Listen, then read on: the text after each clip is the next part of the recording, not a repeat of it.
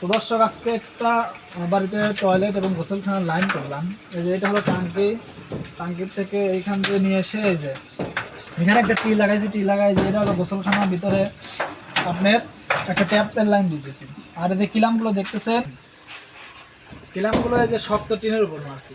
আর এই যে আস্তে আস্তে দেখেন, তারপরে এইখান থেকে পাইপ নিয়ে এই যে এটা হলো গোসলখানা, এটা হলো ওই টয়লেট, সরি এটা এই যে টয়লেটে একটা লাইন দিয়েছে দেখতে পাচ্ছেন এখানে ট্যাপ। ভিতরে একটু দেখায় আসেন, এই যে এইটা হলো ট্যাপ এই দেখতে পাচ্ছেন, আর এটা হলো টিস্যু বক্স লাগাই দিয়েছে।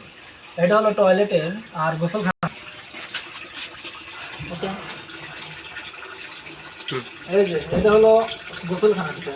এখানে পানির স্পিডও কম, কারণ টাঙ্কি ভর নাই তো বেশি। আর এই যে টাঙ্কি দেখেন, এই যে টাঙ্কি যে লোড পাইপ তুলছি টেম্পোরারি কয়েকদিনের জন্য, পরে আবার টয়লেট দিবে, তো সেই জন্য আমরা এই সিস্টেমটা করেছি। তো